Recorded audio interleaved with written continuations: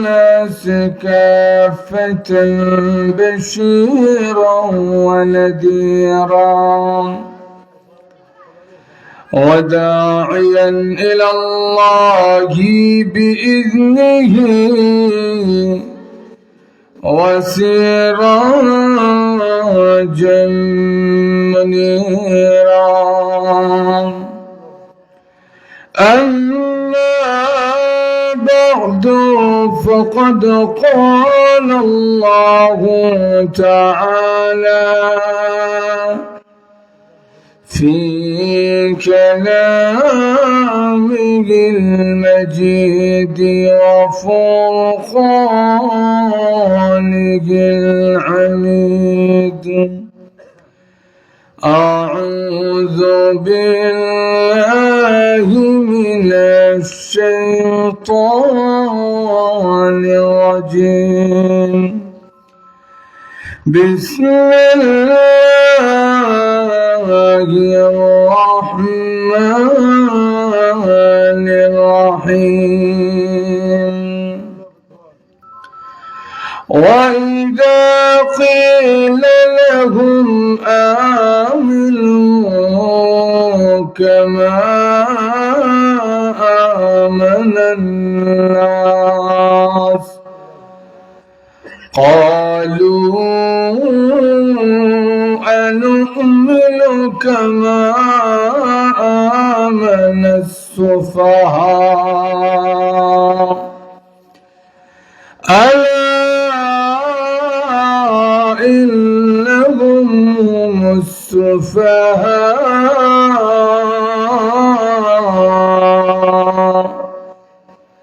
ولكن لا يعلمون وقال رسول الله صلى الله عليه وسلم لا يزال الله يغرس في هذا الدين غرسا يستعملهم في طاعته صدق الله العظيم وصدق رسوله النبي الكريم ونحن على ذلك لمن الشاهدين والشاكرين والحمد لله رب العالمين صلى الله على سيدنا ومولانا محمد وعلى آله وأصحابه وسلم صلى الله على سيدنا ومولانا محمد وعلى آله وأصحابه وسلم الجامعة الأهلية فاطمة الزهراء رضي الله تعالى عنها দারুল হাদিস টাইটেল মাদ্রাসা কর্তৃক আয়োজিত আজকের বার্ষিক ইসলামী মহাসম্মেলনের অত্যন্ত শ্রদ্ধাভাজন সভাপতি দামাত বরকাতুহুম, উপস্থিত মুআজ্জাজ মুকাররম ওয়াজিবুল ইহতিরাম উলামায়ে কেরাম, সুধী মণ্ডলী এবং সর্বস্তরের প্রাণপ্রিয় ধর্মপ্রাণ মুসলমান ভাইরা, পর্দার অন্তরালে অবস্থানরত অত্যন্ত শ্রদ্ধেয়া মা ও বোনেরা, সর্বপ্রথম সেই মহান আল্লাহ পাকের আলীশান দরবারে শুকরিয়া আদায় করছি, যিনি অত্যন্ত দয়া এবং মায়া করে শত কাজকর্ম ব্যস্ততা উপেক্ষা করে কোরআন এবং হাদিসের আলোচনা শোনার জন্য, করার জন্য আজকের মাহফিলে আমাদেরকে শরীক হওয়ার তৌফিক দান করেছেন। এজন্য সকলেই জোরে সোরে অন্তরের অন্তঃস্থল থেকে কালিমাতুশ শুকুর আদায় করছি, আলহামদুলিল্লাহ। আমি আপনাদের সামনে সূরাতুল বাকারার একখানা আয়াতে কারিমা তিলাওয়াত করেছি। রাসূল করিম সাল্লাল্লাহু আলাইহি ওয়াসাল্লামের রেখে যাওয়া অসংখ্য গণিত হাদিস মুবারক থেকে একখানা হাদিস পাঠ করেছি। আমার তিলাওয়াতকৃত আয়াতে মহান আল্লাহ রাব্বুল আলামিন ঈমানদার আর মুনাফিকদের পার্থক্য তুলে ধরছেন। ইসলামের প্রাথমিক যুগে রাসূল করিম সাল্লাল্লাহু আলাইহি ওয়াসাল্লাম যখন কালিমার দাওয়াত দেওয়া আরম্ভ করলেন, তখন নবীজির কালিমার দাওয়াতটা ছিল শুধু লা ইলাহা ইল্লাল্লাহ মুহাম্মাদুর রাসূলুল্লাহ। ইসলামে কোনো বিধিবিধান ছিল না, নামাজ ছিল না, রোজা ছিল না, হজ যাকাত ছিল না। শুধু দাওয়াত দিত, ইয়া আইয়ুহান নাস কুলু লা ইলাহা ইল্লাল্লাহ তুফলিহু। সকল বাতিল মাবুদকে ছেড়ে, লাত এবং উজ্জার ইবাদত ছেড়ে, মূর্তিগুলোকে অপসারিত করে যদি লা ইলাহা ইল্লাল্লাহ কালিমার ছায়া তলে আসতে পারো, তোমাদের জীবন সফল কাম হয়ে যাবে। লা ইলাহা ইল্লাল্লাহ কালিমার দিকে দাওয়াত দিত।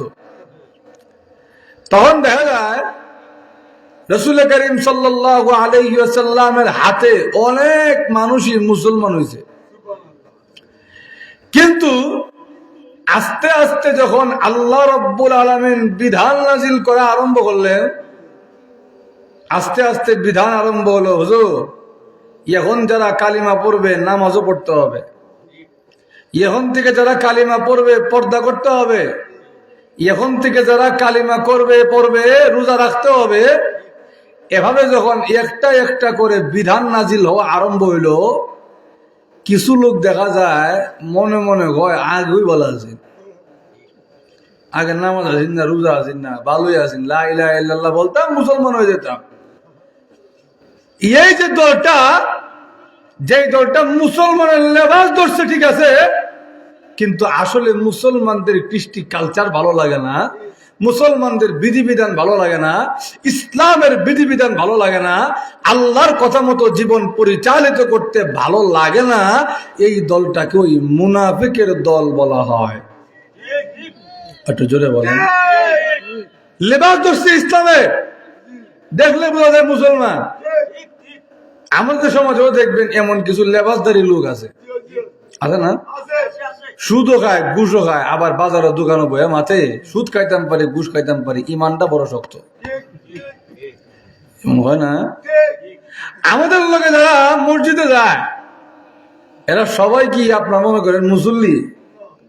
কিছু আছে মুসল্লির বান ধরছে জুমার দিন, আপনিও টুপি লাগাইছেন, হেও টুপি লাগাইছে, আপনার গায়েও পাঞ্জাবি কুর্তা আছে, এর গায়েও পাঞ্জাবি কুর্তা আছে, কিন্তু দেখা যায় আপনি ঢুকছেন নামাজ পড়বার লেগে, আর হে ঢুকছে জুতা চুরি করবার লেগে।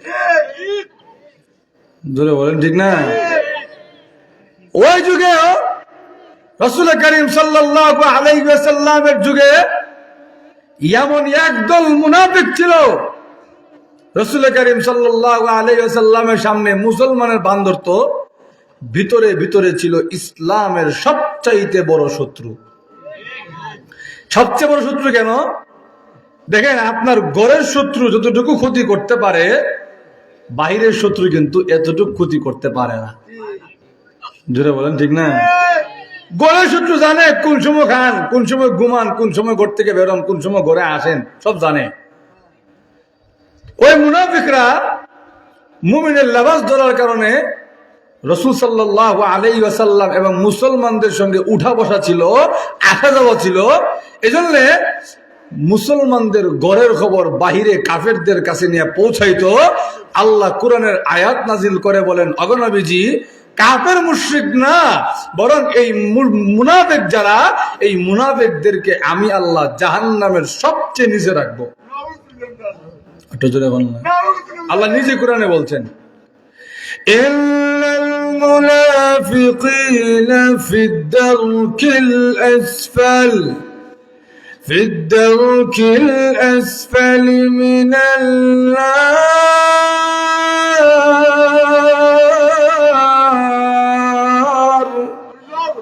আল্লাহ বলেন, আগো নবীজি, নিঃসন্দেহে এই মুনাফিকরা জাহান্নামের সবচেয়ে নিচু স্তরে থাকবে, সবচেয়ে বেশি শাস্তি ভোগ করবে মুনাফিকরা। লক্ষ্য করে দেখে এবার আসে, মুনাফিকরা কিন্তু বাহ্যিক দৃষ্টিতে মুসলমানদের মধ্য থেকে বেরিয়েছে, জোরে বলেন ঠিক না? এবার আসে, যুগে যুগে যেন আমরা মুনাফিককে চিনতে পারি, এজন্য রাসূল করিম সাল্লাল্লাহু আলাইহি ওয়াসাল্লাম 4টা আলামত বলে গেছেন, যে 4টা আলামত যদি কারো মাঝে পাও বুঝে নিবা এটা খাঁটি মুনাফিক। আলামত গুলা শুনতে আপনারা রাজি আছেন? অসুবিধা হচ্ছে না তো? আল্লাহ রাসূল বলে মুনাফিকদের আলামত গুলো কি কি? 1 নম্বরে হলো ইদা হাদ্দাসা কাযাবা, যখন সে কথা বলে কথার মধ্যে মিথ্যা কথা বলে। এমন মিথ্যুক মনে হয় আমরা সমাজে নাই, একটু জোরে বলেন। গেল 1 নম্বর। 2 নম্বরে আল্লাহ রাসূল বলেন ওয়াইদা ওয়াহাদা আখলাফা, যখন কাউকে ওয়াদা দেয় এই ওয়াদা ঠিক রাখে না, ওয়াদা ভঙ্গ করে ফেলে। এমন ওয়াদা ভঙ্গকারী আপনার সমাজে আছে। 3 নম্বরে আল্লাহ রাসূল বলেন ওয়াইদা তুমিনা খানা, তার কাছে কেউ আমানত রাখলে আমানতের খিয়ানত করে। জামতলা বাজারে বেড়ার কানে কানে কইছে, ভাই কথাটা কারো কাছে কইেন না, আমানত রাখলাম, বাড়ির যে বেড়া গই পুরা এলাকা জেনে লেছে। এমন হয় না? 4 নম্বর ওয়াইদা খাসামা ফাজারা, যখন সে ঝগড়া করে কারো সঙ্গে তর্ক বিতর্ক করে তখন অশ্রাব্য অশ্লীল ভাষায় গালিগালাজ করে। রাসূল করিম সাল্লাল্লাহু আলাইহি ওয়াসাল্লাম বলেন এই 4টা হলো মুনাফিকের আলামত। যদি কারো মাঝে একটা আলামত থাকে সে যেন সাবধান হয়ে যায়। কেন? কারণ তার মাঝে একটা মুনাফিকের আলামত আছে। আর কারো মাঝে যদি 4টা আলামতই থাকে, বেটা মিথ্যা কথাও বলে, ওয়াদাও ভাঙে, আমানতের খেয়ানতও করে, মুখ দিয়ে অসভ্য ভাষায় গালিগালাজও করে, রাসূল বলেন কানা মুনাফিকান খালিসান, এটা খাঁটি মুনাফিক, কোনো সন্দেহ নাই। জোরে বলেন ঠিক না? সাহাবায়ে কেরাম মুনাফিকদের থেকে খুব বেশি সতর্ক থাকতেন এবং নিজেও যেন মুনাফিক না হয়ে যায়। নবীজির এই কথা শোনার পরে কোন একটা আলামত যেন নিজেদের মধ্যে না আসে, এই জন্য সব সময় সচেষ্ট থাকতেন, সজাগ থাকতেন। বলেন তো দেখি, আজকে কি এই চেষ্টাটা আমাদের মাঝে আছে? এমন এমন আলামত মুনাফিকদের যেই কাজগুলা আমরা প্রতিদিনই প্রতিনিয়ত করি। ঘুমাই গেছেন আপনারা? খলিফাতুল মুসলিমিন ওমর রাদিয়াল্লাহু তাআলা আনহু, উনি কেমন বড় মুত্তাকি ছিলেন লক্ষ্য করে দেখেন। ওনার আমলে নবীজি মুনাফিকদের লিস্টিটা হুযায়ফা রাদিয়াল্লাহু তাআলার কাছে দিয়ে গেছিলেন। এটা লিস্টি ছিল মুনাফিকদের, এটা দেয়া গেছে। ওমর রাদিয়াল্লাহু তাআলার মনের মধ্যে ভয়, না জানি আমার নামটা মুনাফিকের খাতাত উঠছে কিনা আল্লাহ জানে। অথচ চিন্তা করেন ওমর রাদিয়াল্লাহু তাআলা এমন সাহাবী দুনিয়ায় থাকতেই জান্নাতের মালিক হইছেন। একটা আসতে বলেন সুবহানাল্লাহ।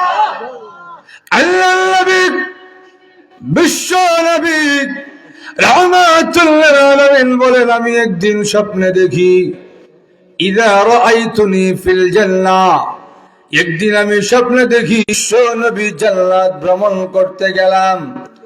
জান্নাতের ভিতরে যাওয়ার পরে আমি বিশ্ব নবী রাহমাতুল লিল আলামিন জান্নাতটা যখন চক্কর দেওয়া আরম্ভ করলাম, এমনি তাকায় দেখি জান্নাতের ভিতরে এমন একটা সুন্দর প্রাসাদ দেখা যায়। ওই সুন্দর প্রাসাদ দেখার পরে আমি আমার চোখ ফিরাইতে পারি নাই। আমি এক পলকে তাকিয়ে রইলাম। এমনি তাকায় দেখি ওই প্রাসাদের সামনে একটা পুকুর দেখা যায়, একটা হ্রদ দেখা যায়। ওই পুকুরের মধ্যে এক মহিলা গোসল করে, উযু করে। মহিলার কাছে গিয়ে জিজ্ঞাসা করলাম, মহিলা গো, এই যে সুন্দর প্রাসাদ দেখা যায়, এই প্রাসাদ কার তুমি জানোনি? লিমান হাদাল কসর, এই প্রাসাদটা কার জন্য? এমনি মহিলা ডাক দিয়া বলে, আগে নবীজি, ওই প্রাসাদটা কার জানেননি? আপনি যদি জানতেন এই প্রাসাদটা কার, আপনি বিশ্ব নবী আনন্দিত হয়ে যেতেন, খুশি হয়ে যেতেন। আল্লাহ নবী বলেন, কার এই প্রাসাদ? এমনি ওই মহিলা ডাক দিয়া বলে, নবীজি, এই প্রাসাদটার কারণ গো, এই প্রাসাদটা হইল আপনার সাহাবী হযরত ওমরের। আল্লাহর নবী বলেন, ওমরের এত সুন্দর প্রাসাদ, আমার মনে হয়েছে যদি একবার প্রাসাদটার ভিতরে গিয়ে একটু দেখে আসতাম প্রাসাদটা কেমন। ঘুম থেকে যখন উঠলাম, ওমর রাদিয়াল্লাহু তাআলা আনহুকে আল্লাহর নবী ডাক দিয়া বলেন, ওমর, আজকে যে স্বপ্ন দেখলাম তোমার এত সুন্দর প্রাসাদ, আমার মনে হয়েছে যদি একটু প্রাসাদটার মধ্যে ঘুরে আসতে পারতাম। না জানি কত সুন্দর প্রাসাদ তোমার জন্য আল্লাহ বানাইছে, আমি কেন ভিতরে যাই নাই জানোনি? আমার মনে হয়েছে তুমি ওমর তো অনেক গায়রতওয়ালা, আত্মমর্যাদাওয়ালা, তোমার তো রাগ বেশি, তোমার তো গরম বেশি। আমি যদি তোমার মালিকানা পাহাড়ে প্রাসাদে চলে যাই, তোমার বাড়িতে তোমার অনুমতি ছাড়া চলে যাই, না জানি তুমি ওমর রাগ করো, না জানি তুমি ওমরের গোসা হয়, এই জন্য আমি তোমার প্রাসাদে যাই নাই। ওমর ইবনে খাত্তাব রাদিয়াল্লাহু তাআলা চোখে পানি ছেড়ে দিয়ে কাঁদে, আর ডেকে ডেকে বলে, নবীজি, আপনি যদি আমার প্রাসাদটার ভিতরে একটু যেতেন, না জানি আমি ওমর কত সৌভাগ্যবান হইতাম। আপনি জানেন না, আমি ওমরের পিতা মাতা আপনি বিশ্ব নবীর জন্য উৎসর্গ করে দিয়েছি। যেই নবীর জন্য আমার পিতা মাতা উৎসর্গ করে দিয়েছি, ওই নবী আমার প্রাসাদে ঢুকবে, অনুমতি নেওয়া লাগে না। ওমর রাদিয়াল্লাহু তাআলা জান্নাতের সার্টিফিকেটের কথা আল্লাহর নবী দুনিয়ায় থাকতে দিয়া গেছেন, কিন্তু ওমর রাদিয়াল্লাহু তাআলা কেমন ইমানদার ছিলেন। হুযায়ফা রাদিয়াল্লাহু তাআলার কাছে গিয়া বসে রয়েছে, হুযায়ফা রে, তোমার কাছে না নবীজি মুনাফিকদের লিস্টটা দিয়া গেছেন। হুযায়ফা, দেখো না ওই লিস্টের মধ্যে আমি ওমরের নাম আছে কিনা? হুযায়ফা রাদিয়াল্লাহু তাআলা বলেন, আগো আমিরুল মুমিনিন, আগো খলিফাতুল মুসলিমিন, নবীজি আমাকে নিষেধ করে গেছেন যেন তালিকার নামটা কারো কাছে না বলি। আপনার কাছে কেমনে বলি? আমাকে না নবীজি না করে গেছেন। ওমর রাদিয়াল্লাহু তাআলা হতাশ হইয়া, নিরাশ হইয়া বাড়ি ফিরে গেলেন। পরের দিন আবার ওনার দরবারে এসে হাজির। রজনীতে, গভীর রজনীতে ওনার বাড়িতে গিয়ে বলেন, ও হুযায়ফা, আমাকে তোমার বলার দরকার নাই, আমার লিস্টিটা, আমার নামটা ওই লিস্টের মধ্যে আছে কিনা এই কথাটা আমাকে বলার দরকার নাই, যেহেতু নবীজি মানা করছেন। কিন্তু একটা আলামত তোমার কাছে দিয়ে দেই, ওই আলামত দিয়া যদি আমাকে ইঙ্গিত দাও, আমি ওমর বুঝতে পারবো আমি মুনাফিকের লিস্টিতে আছি না নাই। হুযায়ফা রাদিয়াল্লাহু তাআলা আমিরুল মুমিনিন ওমর রাদিয়াল্লাহু তাআলাকে ডাক দিয়া বলেন, ওগো আমিরুল মুমিনিন, কি আলামত দিবেন? কি লিস্টি, কি আলামত, কি নিদর্শন আমাকে দিবেন? আমিরুল মুমিনিন হযরত ওমর রাদিয়াল্লাহু তাআলা হুযায়ফা রাদিয়াল্লাহু তাআলাকে বলেন, ওগো হুযায়ফা, আমি ওমর যদি আজকে পৃথিবী থেকে বিদায় হয়ে যায়, আমার জানাজার নামাজ পড়ার জন্য তুমি আসবে কিনা? যদি আমার জানাজার নামাজ পড়তে আসো, তাহলে আমি ওমর বুঝবো আমি ওমরের নামটা ওই লিস্টের মধ্যে নাই, মুনাফিকের খাতার মধ্যে নাই। কারণ মুনাফিকের জানাজা পড়তে তো তুমি আসবে না, যেহেতু তুমি জানো। ঘুমাই গেছেন কি আপনারা? আমার মাত বুঝেন তো? যেহেতু তোমার কাছে মুনাফিকের লিস্টে আছে, তোমার কাছে যেহেতু মুনাফিকদের নামটা জানা আছে, তুমি তো মুনাফিক মরলে জানা যায় যাবে না। আমি ওমর যদি পৃথিবী থেকে বিদায় হয়ে যায়, আমি ওমরের জানাজা পড়ার জন্য আসবে কিনা এতটুকু বলো, আমি চলে যাই। চোখে পানি ছেড়ে দিয়ে কাউরে আর দেখে বলে, আমিরুল মুমিনিন গো, আপনার মতো মহান ব্যক্তির জানাজা যদি না হুযায়ফা আর কার জানাজা? আপনার নামটা মুনাফিকের খাতার মধ্যে নাই। লক্ষ্য করে দেখে, এদিকে লক্ষ্য করে, মুনাফিকের খাতায় নাই। এটা কেমনে বলি, বলতে পারি না, ইঙ্গিত দিয়ে বুঝাইলাম। আপনি মারা গেলে আপনার মতন মুনাফিকে, আপনার মতন এমন প্রকৃত খালেস মুমিন বান্দার জানাজার নামাজ পড়তে যাব না তো কার জানাজার নামাজ পড়বো? সুবহানাল্লাহ বলুন। ওমর রাদিয়াল্লাহু তাআলা আনন্দে আত্মহারা হয়ে গেলেন, বাড়িতে যাচ্ছেন আর আরবিতে কবিতা বলতে বলতে বলেন, ওমর তোমার আজকে সুখের দিন, সুসংবাদের দিন, তোমার নাম মুনাফিকের খাতায় না মুমিনের খাতায় আছে। অথচ ওমর রাদিয়াল্লাহু তাআলা কেমন ইমানদার মুত্তাকি বান্দা ছিলেন, উনি যখন মারা গেছে, ওনাকে যখন গোসল নেওয়াইতে গেছে, গিয়া দেখে ওনার পিঠের মধ্যে লম্বা লম্বা লম্বা লম্বা চাবুকের আঘাতের চিহ্ন দেখা যায়। সাহাবায়ে কেরাম হয়রান হয়ে গেছে। যেই ওমরের নাম শুনলে মিস্টার ইবলিসও ওই রাস্তা দিয়া যায় না, ঘুমায় গেছে। আল্লাহ রাসূল বলেন, ওমর তুমি যে রাস্তা দিয়া যাও, জিন্নাতের বাপও ওই রাস্তা দিয়া যায় না। জিন্নাতের বাপরা চিনছেন তো আপনারা? মিস্টার ইবলিস, তুমি যে রাস্তা দিয়া যাও, ওই রাস্তা দিয়া মিস্টার ইবলিস যায় না। যে ওমরের ভয়ে বাতিল মুনাফিক কাফেররা থরথর করে কাঁপে, যে ওমরের ভয়ে মদিনার মারা বলতো, ভাত খায়া নে বাচ্চারে বলতো, না খাইলে উমরে ডাক দিমু, থরথর করে কাঁপা আরম্ভ করছে সবাই। ওই উমরের গায়ে চাবুকের আঘাত দেখা যায়। উমরকে মারবে এমন সাহস কার আছে? ওনার সন্তানরা বলে, দাঁড়ান, এই প্রশ্নের উত্তর যদি জানতে হয়, আমাদের বাবার একটা জীবন ডায়েরি আছে, জীবন ডায়েরি। ওই ডায়েরিতে আব্বা প্রতিদিন কি জানি লিখতো, কাউরে দেখতে দেয় নাই। ওই ডায়েরি খুললে এর ইতিহাস পাওয়া যাবে, আব্বার শরীরে কে আঘাত করছে। ডায়েরি খুলছে, গিয়া দেখে ওই ডায়েরির মধ্যে ওমর রাদিয়াল্লাহু তাআলা তার গোটা জিন্দেগির নেক আমল, নেকি বুদির হিসাব করছে। একটু জোরে কোন, ওমর রাদিয়াল্লাহু তাআলা তার ওই জীবন ডায়েরিতে সারা জীবনের নেকি বুদির হিসাব করছে। দেখছে নেকি কতটুকু আর বদি কতটুকু। কোনদিন যদি নেকি কম হয়েছে আর বদি বেশি হয়ে গেছে, ওমর রাদিয়াল্লাহু তাআলা দরজা জানলা লাগাইয়া হাতের মধ্যে চাবুক লইয়া নিজের পিঠের মধ্যে জোরে জোরে আঘাত করছে আর বলছে, ওমর রে, তোর কি আল্লাহর ভয় নাই? তুই কি আল্লাহর সামনে দাঁড়াবি না? তোরে কি আল্লাহর সামনে দাঁড়াইয়া জবাব দিতে হবে না? গতকালকে তোর কামল বেশি ছিল, আজকে জেনে কামল কমায়া দিলি, আল্লাহর সামনে কি দাঁড়াবি না? এই বলে ওমর রাদিয়াল্লাহু তাআলা নিজের পিঠের মধ্যে চাবুক দিয়ে আঘাত করত।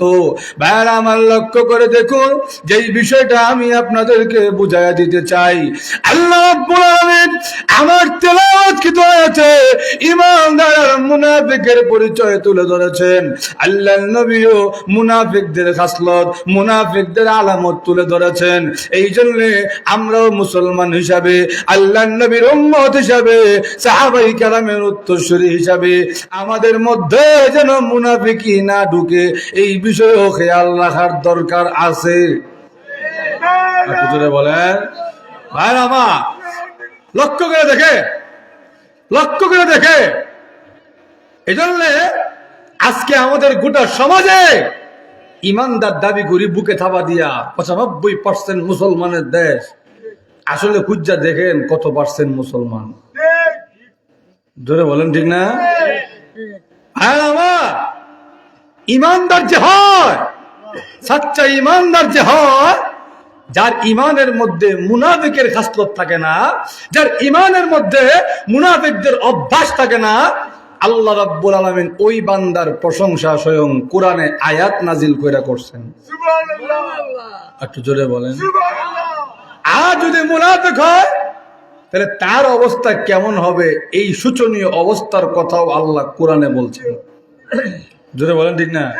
আমার তেলাওয়াতকৃত আয়াতে আল্লাহ, অসুবিধা হচ্ছে আপনাদের? আল্লাহ রাব্বুল আলামিন বলেন মুনাফিকদেরকে যখন বলা হয়, হ্যাঁ মুনাফিকরা, নবীর সামনে আসলে ঈমান আছে, নবীর পিছনে গেলে আর ঈমান নাই, এমন ঈমান বাদ দিয়া আমিনু কামা আমানান নাস, মানুষ যেমনে ঈমান আনছে, ওই লোকেরা যেমনে ঈমান আনছে এমনে ঈমান আনো। তাহলে ওই মানুষটা কে? মুফাসসিরিনে কেরাম বলেন এই মানুষটা কে, এর দ্বারা তিনটা ব্যাখ্যা। তিন ব্যাখ্যার মধ্যে সর্বপ্রথম ব্যাখ্যা হলো ঈমান আনো ওই মানুষটার মতন যেই মানুষটা ইবনে তামির রাহমাতুল্লাহি আলাইহি নবীজি পৃথিবীতে আসার আগে উনি এমন ভাবে ঈমান এনেছিলেন, এমন ভাবে শাহাদাত বরণ করেছিলেন, ওনার ঈমান দেখে 12,000 লোক কালিমা পড়ে মুসলমান হয়ে গেছে। এত সময় নাই। এক নম্বর ঈমান আনো আব্দুল্লাহ ইবনে তামির রাহমাতুল্লাহির মতো। দুই নম্বর আমিনু কামা আমানান নাস, ঈমান আনো যেমনে ঈমান আনছে মানুষেরা। এই মানুষ দ্বারা কি উদ্দেশ্য? এই মানুষ দ্বারা উদ্দেশ্য হলো ফেরাউনের বিবি আসিয়া আলাইহিস সালামের মতন। সুবহানাল্লাহ। আর জোরে কোন জালিম শাসকের অধীনে থেকে, ফেরাউনের ঘরে থেকে আল্লাহর কথা ভুলে যায় নাই যেই মহিলা, ঈমান আনো সেই। একটু জোরে কোন। তিন নম্বর ব্যাখ্যা, তিন নম্বর মানুষ দ্বারা কে উদ্দেশ্য? তিন নম্বর ব্যাখ্যা হলো আমিনু কামা আমানান নাস, এ মুনাফিকের দল, ঈমান আনো তাদের মতো, ওই মানুষদের মতো যেই মানুষেরা আমার নবীর হাতে হাত রেখে কালিমা পড়ে মুসলমান হয়েছে। আমার নবীর সাহাবীদের মতো ঈমান আনো। তোমরা কি দেখো না আমার নবীর সাহাবীদেরকে জ্বলন্ত অঙ্গারের উপর শোয়া রাখলেও এদের ঈমান হারা করা যায় না। জোরে বলেন ঠিক না? বিলাল রাদিয়াল্লাহু তাআলা ওনাকে উত্তপ্ত মরুভূমির বালুতে শোয়া রাখছে। ওই বালু আমাদের বালুর মতন গরম না। কেমন গরম ছিল? যদি ওই বালুতে কোনো গোশতের টুকরা রেখে দেওয়া হতো সঙ্গে সঙ্গে তা সিদ্ধ হয়ে যেত। এমন বালুতে ওনাকে শোয়া রেখে বুকের উপর ভারী পাথর বসায়া ওনাকে চাবুক দিয়ে মারে।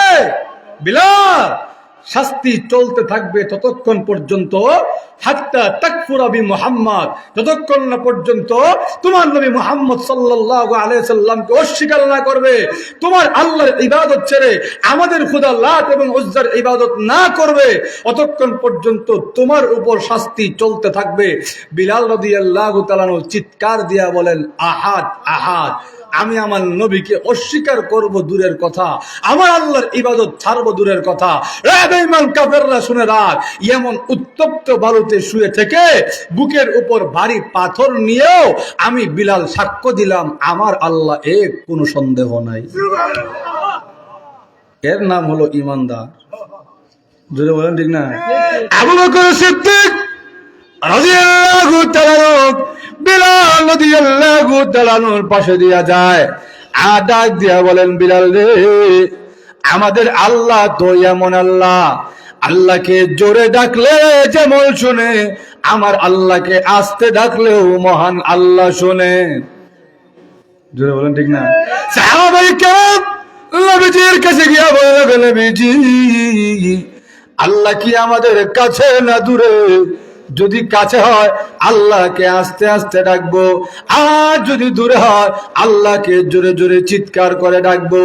আল্লাহ রাব্বুল আলামিন কোরআনের আয়াত নাজিল করে জানায়া দিয়েছে, আগে নবীজি আমার বান্দাদেরকে জানায়া দেন, আমি আল্লাহ আমার বান্দা শুধু কাছে আছি এমন না, আমার বান্দার শাহরগের চাইতেও বেশি কাছে।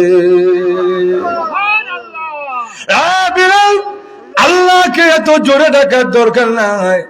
আল্লাহকে তুমি যত জোরে ডাকবে তোমার উপরে নির্যাতন তত বেশি আসবে। আল্লাহকে আস্তে আস্তে ডাকো, আল্লাহ শুনবে। বিলাল রাদিয়াল্লাহু তাআলা ডাক দিয়া বলেন, আবু বকর, আমিও মনে মনে নিয়ত করেছি আল্লাহকে আর জোরে জোরে ডাকবো না। আমি যখন আমার আল্লাহকে জোরে জোরে ডাক দেই, ওই বেঈমান কাফের মুশরিকরা আমাকে এমন ভাবে মারে, আমি বিলাল সহ্য করতে পারি না। আমার বুকের উপরে ভারী পাথর বসাইয়া দিয়েছে। আমার মনে হয় না জানি কোন সময় আমার জানটা বের হয়ে যাবে। আমার জোরে নিঃশ্বাস নিতে পারি না। আমিও নিয়ত করেছি আমার আল্লাহকে আর জোরে জোরে ডাকবো না। কিন্তু আবু বকর জানেন না, ওই বেঈমান কাফেররা যখন আমাকে মারে আর আমি যখন জোরে জোরে আমার আল্লাহকে ডাক দিই, ওই সময় এত মজা, এত মধুর লাগে, আমি বিলাল আর কাফেরদের নির্যাতনের কষ্ট টের পাই না। আল্লাহ নবীর সাহাবীরা এমন সাহাবী ছিলেন, আল্লাহ বলেছেন আমিনু কামা আমানান নাস, ঈমান আনো আমার নবীর সাহাবীরা যেমনি ঈমান এনেছে। খাব্বাব ইবনুল আরাত রাদিয়াল্লাহু তাআলা আনহু, আম্মার ইবনে ইয়াসির রাদিয়াল্লাহু তাআলা আনহু, সুহাইব রুমি রাদিয়াল্লাহু তাআলা আনহু, হযরত সাআদ ইবনে আবি ওয়াক্কাস রাদিয়াল্লাহু তাআলা আনহু আব্বা আম্মা সব কিছু ছেড়েছেন, একটা মুহূর্তের জন্য আল্লাহর নবীকে ছাড়তে রাজি না। একটু জোরে বলুন। আমাদের জীবনে এমন অনেক সময় হয়, আমার ঈমানের উপরে আঘাত আসে, আমার ঈমানের উপরে আমার পরিবার আঘাত দেয়, আমার মা আঘাত দেয়, আমার আব্বা আমার ঈমানের উপরে আঘাত দেয়। এমন হয় কি হয় না? একটু জোরে বলেন। আপনারা বলবেন হুজুর আব্বা আম্মা কেমনে আঘাত দেয়? উদাহরণ দিলে বুঝবেন। মনে করে আপনার সন্তানাদি হয় না, আজকে 12 বছর বিয়ে করছেন, ঠিকই সন্তানাদি হয় না। আপনিও দোয়া করেন, আপনার বিবিও দোয়া করে, আল্লাহ একটা সন্তান দেন। সন্তান না হইলে সন্তানের দোয়া কেমনে করতে হয়, এই দোয়া আল্লাহ শিখাইছেনি। আপনারা আমার মা বুঝেন কিনা আল্লাহ জানে। তো বুঝলে কিছু না আমার সাথে বলেন, তো আমারও কথা বলতে সুবিধা। রাজি আছেন তো ইনশাল্লাহ? সন্তান না হইলে নেককার সন্তানের দোয়া কেমনে করতে হয় আল্লাহ শিখাইছেন। কোরআনে আল্লাহ শিখাইছেন ইব্রাহিম আলাইহিস সালামের মাধ্যমে। ইব্রাহিম আলাইহিস সালাম সন্তান হয় না, উনি আল্লাহর কাছে একটা দোয়া করছেন, আল্লাহ আমার নেককার সন্তান দেন। ওই দোয়াটা আল্লাহ কোরআনে এনে কিয়ামত পর্যন্ত নিঃসন্তান আব্বা আম্মার জন্য সন্তান কেমনে চাইতে হবে শিখাই দিয়েছেন।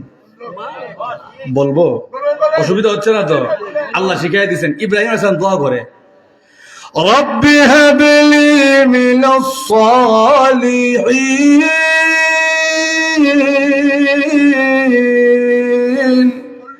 আল্লাহ হাবলি মিনাস সালিহিন, আপনার পক্ষ থেকে আমার একটা নেককার সন্তান দান করেন। তা আল্লাহ কেমনে সন্তান চাইতে হবে এই দোয়া শিখাইছে তো? আরো জোরে বলেন। কিন্তু আপনার আব্বা আম্মা আপনারে গিয়া ছাতা, ওই 12 বছর হয়ে গেছে, একটা ফুয়া আমার, ছেলে মেয়ে হয় না, নাতি নাতনি ডাক শুনলাম না, নাতি নাতনি হইলে খেলতাম, এখন কুলে লইতাম এই বয়স আমরা, এখন নাতি নাতনি নাই কিতা করুম, শুনছি অমুক মাজারে গিয়া লাল সুতা বানলে ফুয়া হয়, যা গিয়া মাজারে লাল সুতা বান। এমন কথা বলে না? অমুক আমার কাছে গিয়া চাইলে দিবে, যাবো অনেক তো কষ্ট করলি, চেষ্টা করলি, ডাক্তার দেখাইলি, চিকিৎসা করলি, ওষুধ খাইলি, কিচ্ছু হইলো না, এবার গিয়া দেখ বাবা নিয়ে একটা বাচ্চা দিতারে। এমন বলে না? আপনি চান না, কিন্তু আপনার আব্বা আম্মার জোর জবরদস্তি আপনার যাওয়া লাগে। আপনার আব্বা আপনার ইমানের উপর আঘাত করেছে, আপনার আম্মা আপনার ইমানের উপর আঘাত করেছে। ইমানদার এমন হবে, বাপ ছাড়তে রাজি, মা ছাড়তে রাজি, একটা মুহূর্তের জন্য ইমানদার আল্লাহর সঙ্গে শিরিক করতে পারে না। জোরে বলেন ঠিক না? লক্ষ্য করে দেখে সাদ ইবনে আবি ওয়াক্কাস রাদিয়াল্লাহু তাআলা আনহু, ওনার আম্মা ও ওনার ইমানের উপর প্রতিবন্ধক হইছে। বলে কেমনে? ডাক দেয়া হয়, সাদ রে তুই আমার মানুষ নি? জি আম্মা মানে। যদি মানুষ তো আজকের থেকে তোরে আলটিমেটাম দিলাম, যদি আজকের ভিতরে তোর মুহাম্মদ সাল্লাল্লাহু আলাইহি ওয়াসাল্লাম তোর নবীরে না ছাড়স, আমার বাড়ি থেকে গেট আউট, বাড়ি থেকে বের হয়ে যা। আলটিমেটাম দিলাম।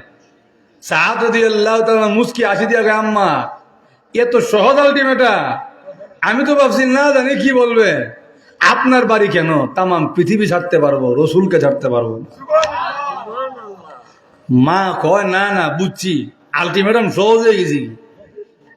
উনি চিন্তা করলে আমার ছেলে বড় মা ভক্ত সন্তান, উনি বলে, ও আচ্ছা পৃথিবী ছেড়ে দিবা, নবী ছাড়বা না?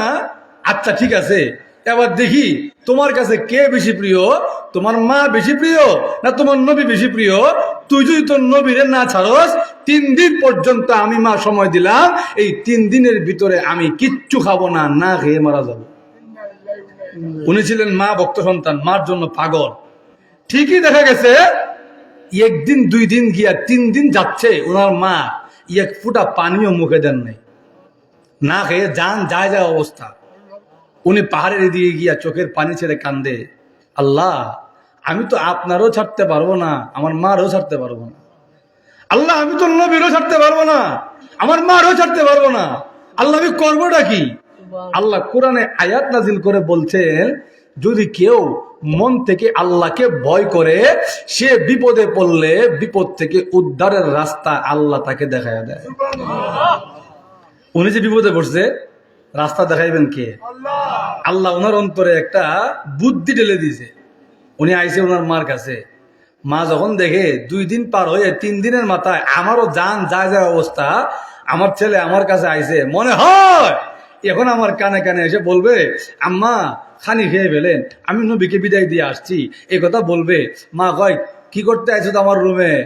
আম্মা আপনার লগে একটু পার্সোনাল কথা আছে। বলো কি কথা? না কেউ শুনতে পারবে না, এটা আমার আর আপনার কথা।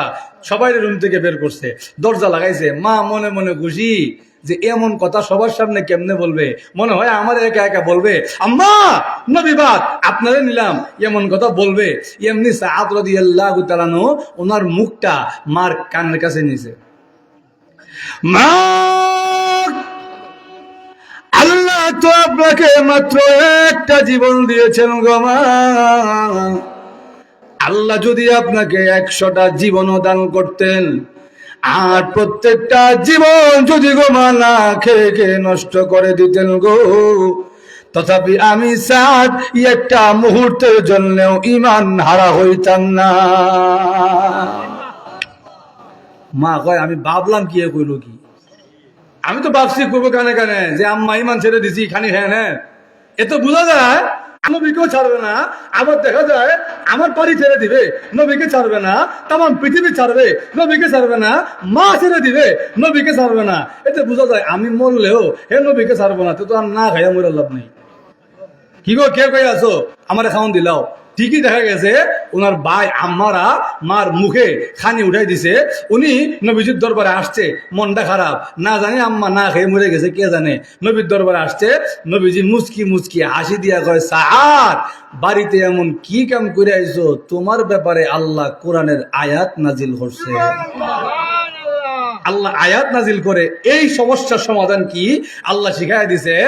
তোমার মা বাপ যদি আমার সঙ্গে শিরিক করতে বাধ্য করে, তোমার মা যদি তোমার ঠেল্লা মাজারে কিছু চাইতে পাঠায়, তোমার বাপ যদি তোমার টেন্না হেসরা বাবার দরবারে কিছু চাইতে পাঠায়, তুমি কি করবা? তুমি কিন্তু তাদের কথা শুনতে পারবে না। জোরে বলেন ঠিক কিনা? আল্লাহ বলেন, ফালা তুতিআহুমা, বাপ মার কথা শোনা যাবে না। এখন প্রশ্ন আসতে পারে, হুজুর আপনারা না ওয়াজে বলেন যে আব্বা আম্মার কথা শোনা ফরজ, আব্বা আম্মার কথা শুনতেই হবে, এখন আবার আপনারাই বলতেছেন আব্বা আম্মার কথা শোনা যাবে না। এই সমস্যারও একটা সমাধান আছে না নাই? নিজের মধ্যে আসছে, লা তাআতা লিমাসিয়াতিল খালিক, আল্লাহ বলে এখানে তামার মানা যাবে। আরো জোরে বলেন, যেই কথা বললে বাপ মার, যেই কথা মানলে আল্লাহ হয় না, বাপ মার ওই কথা মানা সন্তানের জন্য ফরজ। একটু জোরে কোন না, যেই কথা মানলে বাপ মার, যেই কথা মানলে আল্লাহ নারাজ হয় না, এমন কথা অবশ্যই মানতে হবে। আর যদি মা দিয়েছেন দেখি, এই কথা যদি আপনি আম্মার না শুনেন, আব্বার না শুনেন, আপনার গুনাহ হবে। আরো জোরে বলেন, আল্লাহ রাব্বুল আলামিন সাদ রাদিয়াল্লাহু তাআলার ব্যাপারে কোরআনের আয়াত নাজিল করে বলেন, আগে নবীজি তাআলার মাধ্যমে তামাম উম্মতকে জানায়া দেন, যদি তাদের আব্বা আম্মা আমি আল্লাহর প্রতি ঈমানের উপরে আঘাত হানে, আমার সঙ্গে শিরিক করতে বাধ্য করে, তারা যেন বাপ মার কথা না শুনে। বাপ মার কথা যে শুনবো না, বাপ মার সঙ্গে খারাপ আচরণ করা যাবে না। আল্লাহ বলেন ওয়াসাহিবহুমা ফিদ, বাপ মার কথা না শুনো ঠিক আছে, কিন্তু বাপ মার সঙ্গে খারাপ আচরণ করা যাবে না। বলেন ঠিক না? আপনার আব্বা আম্মা আপনারা যদি ঈমানের উপরে আঘাত দেয়, কথা শুনবেন না, কিন্তু খারাপ আচরণ করা যাবে না। একটু জোরে বলেন। আল্লাহর নবীর সাহাবী ওনারা এমন ভাবে ঈমান এনেছেন, আল্লাহ রাব্বুল আলামিন তাদের ঈমানের প্রশংসা কোরআন শরীফে এনে বলেন, মুনাফিকরা রে আমিনু কামা আমানান নাস, নবীজির সাহাবীরা যেমন ঈমান আনছে তোমরাও যদি এমনি ঈমান আনতে পারো, আমি আল্লাহর কাছে দামি হয়ে যাবে, আমি আল্লাহর কাছে সম্মানিত হয়ে যাবে। আল্লাহর নবীর সাহাবীদের ঈমানটা কেমন ছিল? আল্লাহর নবী বিশ্ব নবী রাহমাতুল্লিল আলামিনের সাহাবীরা এমন ঈমান এনেছে, এমন ইমানদার হয়েছে, ওই ইমানদারের কথা শুনতে জঙ্গলের প্রাণীরা বাধ্য ছিল। একটু জোরে বল না। সাদ ইবনে আবি ওয়াক্কাস রাদিয়াল্লাহু তাআলা উনি একবার এক সফরে গিয়েছেন, ওনার সঙ্গে সফর সঙ্গীরা আছে। প্রতিমধ্যে আসার সময় রাস্তা ভুলে গেছে, রাস্তা হারায় ফেলছে। এক ইহুদিকে গিয়া বলে, আমরা মদিনায় যাব, কোন দিক দিয়ে গেলে রাস্তাটা পাবো, রাস্তাটা আমাদেরকে দেখায়া দেন। ওই ইহুদি শয়তান তার এলাকায় গিয়া বলে, ও ইহুদিরা শোনো, মুহাম্মদের সাথীদেরকে আগের মতন আর সাইজ করতে পারি না, আজকে একটা সুযোগ পাইছি, এই সুযোগটা হাতছাড়া করা যায় না। একটু জোরে বলুন না। কি সুযোগ পেয়েছ? আমার কাছে রাস্তা চিনতে আসছে, আমি তাদেরকে মদিনার রাস্তা না দেখাইয়া সামনে জঙ্গল আছে, ওই জঙ্গলের রাস্তা দেখাইয়া দেই, জঙ্গলের প্রাণীদের রাতের খাদ্য বানায়া দেই। সব ইহুদিরা মিলে এক হয়েছে, রাস্তা দেখা দিয়েছে, জঙ্গলের রাস্তা। সাহাবায়ে কেরাম বলেন, আমরা যখন এক পা দুই পা করে সামনে আগাইতে লাগলাম, এমনি তাকায় দেখি ডান দিক তাকাইলে বাঘ দেখা যায়, বাম দিক তাকাইলে ভাল্লুক দেখা যায়। আমরা বুঝতে পেরেছি আমাদেরকে রাস্তা দেখা দেয় নাই, জঙ্গলে পাঠায়া দিয়েছে, জঙ্গলের প্রাণীদের খাদ্য বানায়া দিয়েছে। সাহাবায়ে কেরাম এক কান দুই কান হইতে হইতে আমির সাহেব সাদ ইবনে আবি ওয়াক্কাস রাদিয়াল্লাহু তাআলা ওনার কান পর্যন্ত পৌঁছেছে। সাদ ইবনে আবি ওয়াক্কাস রাদিয়াল্লাহু তাআলা সকল সাহাবীদেরকে ডাক দিয়ে বলেন, সাহাবীরা রে, সকলে একটা মঞ্চ তৈরি করো, আমি সাদ ভাষণ দিব, বক্তৃতা দিব। সকলে মনে করেছে আমির সাহেব মনে হয় আমাদের উদ্দেশ্যে কোনো ভাষণ দিবেন, এই বিপদের সময় আমরা কি করব মনে হয় ভাষণ দিয়া বুঝাইয়া দিবেন। মঞ্চ তৈরি করা হলো। সাদ ইবনে আবি ওয়াক্কাস রাদিয়াল্লাহু তাআলা ওই মঞ্চে দাঁড়াইয়া সর্বপ্রথম বিসমিল্লাহির রহমানির রহিম বলে আল্লাহর নাম উচ্চারিত করে, কোন মানুষকে ডাক দিয়ে না, জঙ্গলের হিংস্র পশু পাখিকে ডাক দিয়া বলেন, এরে জঙ্গলের হিংস্র পশু পাখিরা, আমরা কোনো সাধারণ মানুষ না, নাহনু আসহাবু মুহাম্মাদিন সাল্লাল্লাহু আলাইহি ওয়াসাল্লাম। জঙ্গলের হিংস্র পশু পাখিরা, আমরা কোন সাধারণ মানুষ না, আমরা কারা জানি? আমরা হলাম মুহাম্মাদুর রাসূলুল্লাহ সাল্লাল্লাহু আলাইহি ওয়াসাল্লামের সাহাবী। আমরা কোন সাধারণ মানুষ না, আমরা নবীজির সাহাবী, আমরা ঈমানদার বান্দা, আমাদের অন্তরে ঈমান আছে, আল্লাহর প্রতি বিশ্বাস আছে। তোমাদেরকে 1 মিনিট সময় দিলাম, 1 মিনিট সময় তোমাদেরকে দিলাম, এই জঙ্গলটা আমাদের জন্য খালি করে দাও, আমাদের জন্য জঙ্গলটা এই মুহূর্তে খালি করে দাও। শুধু এতটুকুই না, সাদ রাদিয়াল্লাহু তাআলা এই বক্তব্য দেওয়ার পরে আবার হুমকিও দেয়। বলে কি হুমকি? সাদ রাদিয়াল্লাহু তাআলা বলেন, ফা ইন ওয়াজাদনা বাদু কাতালনা, আমার এই বক্তব্যের পরে যদি একটা প্রাণী কেউ আমার হাতের নাগালে পাই, আমি সাদ ওয়াদা দিলাম সঙ্গে সঙ্গে হত্যা করে ফেলবো। লক্ষ্য করে দেখেন, নিজে হইয়া মানুষ হইয়া জঙ্গলের হিংস্র পশু পাখির হুমকি দেয়, আমার বক্তব্যের পরে যদি একজন রে পাই কাতাল না, লগে লগে হত্যা করে ফেলবো। আর তো আসতে বলেন সুবহানাল্লাহ। সাহাবীরা বলেন, সাদ রাদিয়াল্লাহু তাআলার বক্তব্য শেষ হয়েছে, এমনি তাকায় দেখি বাঘ তার বাচ্চাকে কোলে নেয়, বাল্লুক তার বাচ্চাকে কোলে নেয়, সবগুলো হিংস্র পশু পাখি একে একে সবগুলো বাচ্চাকে কোলে নেয়া জঙ্গলটা খালি করে আমাদের রাতটুকু কাটানোর মতন ব্যবস্থা করে দিয়েছে। ওই কাফেলার আরেকজন সাহাবী, ওনার নাম হলো সাফিনা রাদিয়াল্লাহু তাআলা।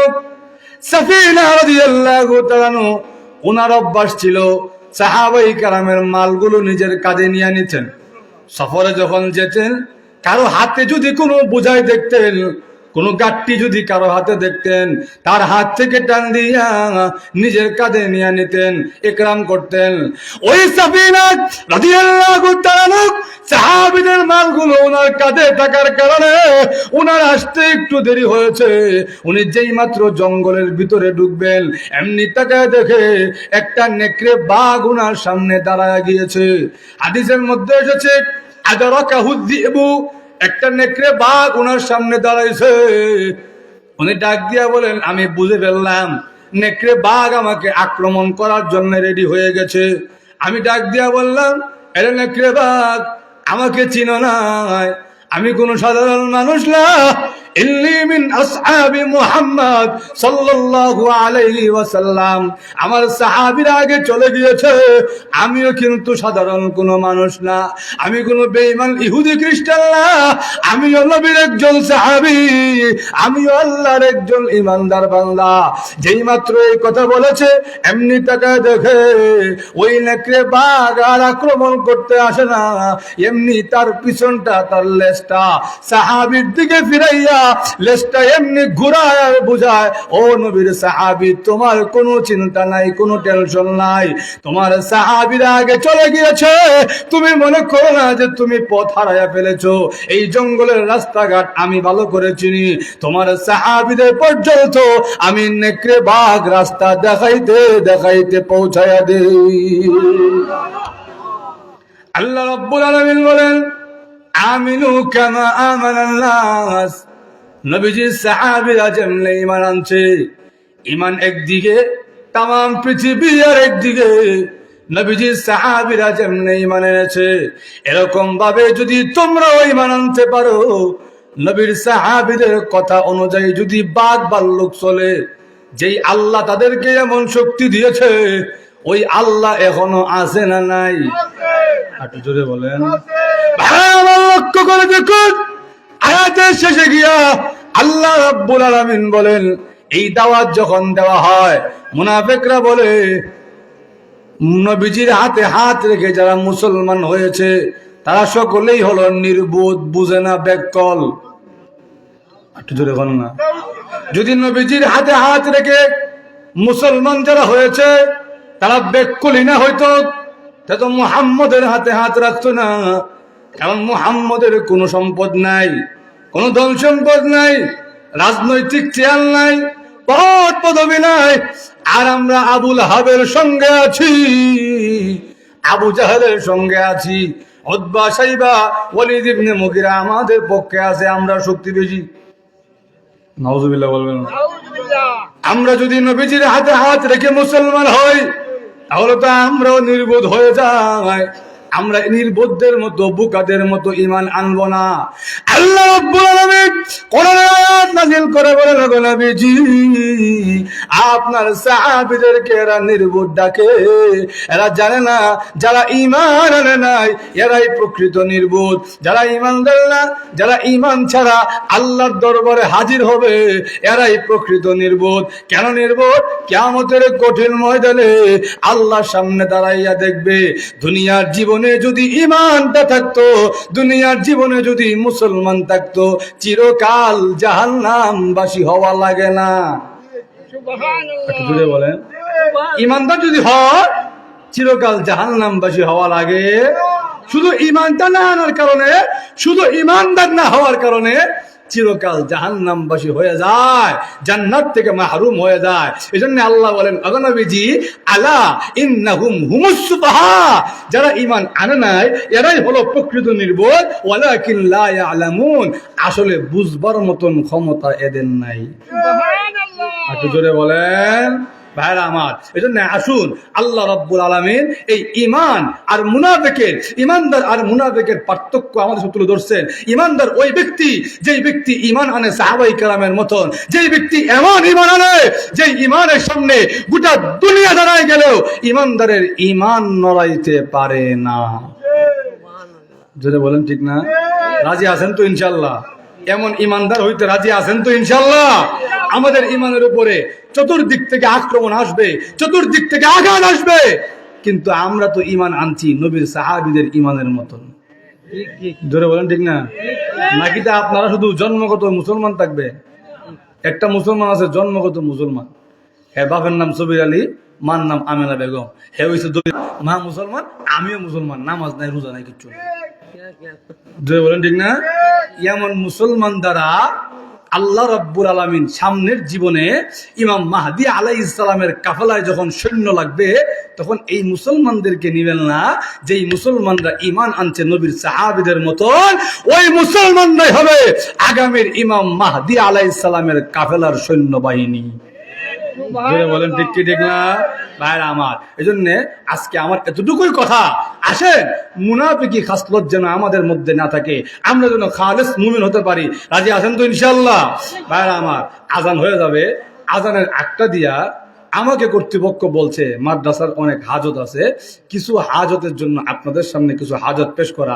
আসলে মাদ্রাসা তো আপনাদের, আমরা এখন আছি, এখন চলে যাব, আবার কবে না কবে আসি, মর্জি হইলে দাওয়াত দিব, নাইলে নেই। জোরে বলেন ঠিক না? কিন্তু এই মাদ্রাসা তো আপনাদের এলাকার জন্য আমানত। জোরে বলেন ঠিক না? এই জন্য মাদ্রাসার প্রতি খেয়াল রাখার দরকার আছে না নাই? আরো জোরে বলেন। এই মাদ্রাসাগুলো কেউ উঠবেন না দয়া করে। আপনি কিছু মাদ্রাসার জন্য করেন আর না করেন, কেউ যদি করে আপনি তো আমিন বলতে পারবেন না। এই জন্য আমি মুসাফির মানুষ দোয়া করতাম, রসুল বলছেন 3 জনের দোয়া আল্লাহ ফিরত দেন। এটা আমার বেড়াগিরি না, নবীজি বলছেন। এর মধ্যে একটা লোক হচ্ছে যার দোয়া আল্লাহ ফিরিয়ে দেয় না, সে হচ্ছে দাওয়াতুল মুসাফির। কোন মুসাফির দোয়া করলে আল্লাহ সহজে দোয়াটা ফেরত দেয় না। সুবহানাল্লাহ বলবেন না? এই জন্য সময় একবার সংক্ষিপ্ত, 2-3 মিনিটের মধ্যে আমি কোনো জায়গায় কালেকশন করিও না, করতে পারিও না। এরপরও যেহেতু আমাদেরও মাদ্রাসা আছে, বুঝি একটা মাদ্রাসা পরিচালনা করতে কতটুকু কষ্ট করতে হয়। যদি বলেন ঠিক না? এই জন্যে 10 জন ভাই যদি দাঁড়ান যে হুজুর 2000 টাকা করে আমরা 10 জন দিই, এখন না পরে দিয়েন, সমস্যা নাই, মাদ্রাসার কাজ ধরছে, মাদ্রাসার জায়গাও কিনছে। এই জন্যে এই মাদ্রাসা আরো বড় হোক, আপনারা চান তো? সবাই চান তো? এই জন্য 10 জন লোক যদি দাঁড়ান 2000 টাকা করে আমরা দিব, তাহলে আমরা শেষ করে দেই, আজানের আগ মুহূর্তে দোয়াও হয়ে যাবে। 10 জন লোক মাত্র 2000 আবদার, এখন না দেন পরে দেন। সর্বপ্রথম যে ব্যক্তিটা হাত তুলবেন, সুসংবাদ দেওয়ার আগে হাত তুলে লেগে সুসংবাদটা দিয়ে দেয়। রসুল বলেন আদাল্লু আলাল খায়র কাফাইলিহি, উনার 2000 টাকা দেখে আরো যারা উৎসাহ হইতে হইয়া উনারটা দেখে দেখে 2000 টাকা করে দিবেন। আপনারা যেমন সওয়াব পাইবেন, উনি যেমন সওয়াব পাবে, উনার আপনার আমল নামার একটা সওয়াব উনার আমল নামায়ও আসবে। সুবহানাল্লাহ বলবেন না? আজান হচ্ছে, আশেপাশে আজান হচ্ছে, আজানটা মোটামুটি আমাদের এখানে আজান হবে, এখানে তো আজান হবে। লক্ষ্য করে দেখেন, 1 নাম্বার পাইলাম। নাম কি তা?